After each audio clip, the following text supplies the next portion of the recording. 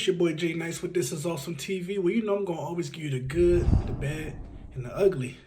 So I gotta touch base on the arrival of Penta. Now, last week I didn't get a chance to talk about the debut of Penta, so we're gonna go ahead and talk about the debut, talk about the promo, talk about all the rumors that been going on, and obviously talk about his match that he had last night with Dunne.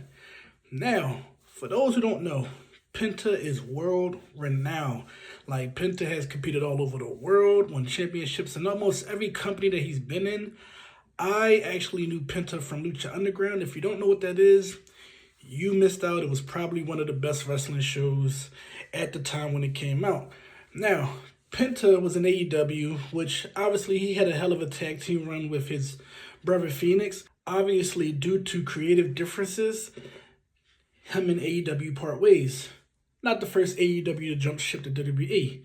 Now, the only thing is, we didn't know how well Penta was going to do. Like, we obviously knew Cody Rhodes was always going to be WWE bound. We knew Jade Cargill had the premium crossover to attract fans all over the world. Obviously, we knew what was going to go with those two. But for some reason, the reaction to Penta's debut was phenomenal. No, he's fucking good. That motherfucker don't miss, man. He's good. In the heat of battle, he don't miss. No. From the entrance, from the body language, like, this man was born to be a WWE superstar.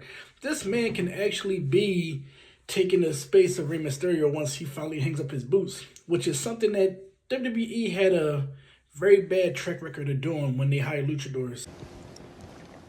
You having an unnatural allegiance to losers is not like you. But nevertheless, let's go ahead and get into it. Penta versus Chad Gable. You already knew it was going to be fire. Chad Gable doesn't really get the respect that he deserves. Chad Gable is very underrated in the ring. Thank you! On the mic, that man is just flawless. Now, I will admit there was some slip-ups in the Penta debut. I mean, the bottom rope leg drop wasn't as crispy. Even him walking to the ring trying to take his jacket off, it was a little bit of a fumble. And trust me, the wrestling community always peeps and always points out.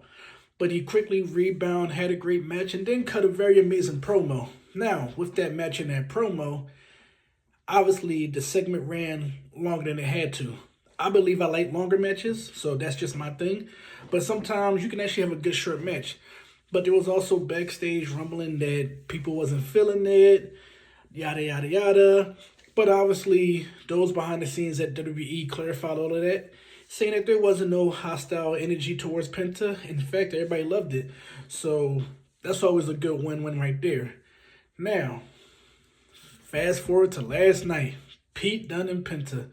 Now, to my knowledge, they fought each other in the previous past. I don't know where, but I wish I was around to see that. But this match did not disappoint. This match actually lived up to the standards that Chad Gable match with Penta was at. WWE is doing a good job with choosing wisely of who they're going to face Penta. Obviously, you don't want him to job out any indie wrestler, but you also don't want to put him in there with somebody who can't work Penta style. So guys the size of Dunne and Chad Gable does fit that criteria. Now, there is going to come a time where Penta's going to have to face somebody bigger, somebody slower, somebody stronger. But I really think that Penta can actually hold it down because most of his offense is either high-flying or mat-based. You're never going to see Penta go in there and just pop out suplexes or show how strong he is. And if he does, hey, I mean, little man can do some crazy things. See, that's high.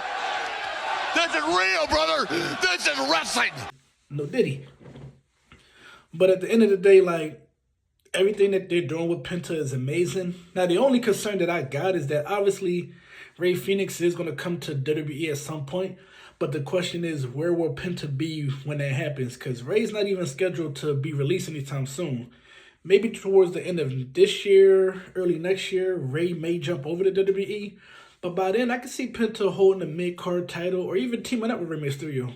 You know WWE loves to team luchadors with Rey Mysterio. I don't know why, but every luchador needs that Rey Mysterio rub. You're my best friend. Best friend I ever fucking had. But, like I said, for me, Penta's doing his thing. Penta is shining, and I just had to get this video out the way. Also, peep out the shirt too. Like, if you are into wrestling shirts and you want that vintage look, you gotta go to Fashion Nova. Yes, I have tons of shirts, and I'm actually just gonna keep on buying them off of Fashion Nova because they have crazy sales. But the SummerSlam tee right here, I wore to SmackDown on the 3rd. Like I said, priceless, but that's neither here nor there. But let me know what you guys think. Do you want to see Penta become a champion at some point? Are you on board with the hype around Penta? What do you like, what you don't like? Let me know, because as usual, this is Jay Nice. This is Awesome TV. Well, you know I'm going to always give you the good, the bad, and the ugly. Peace.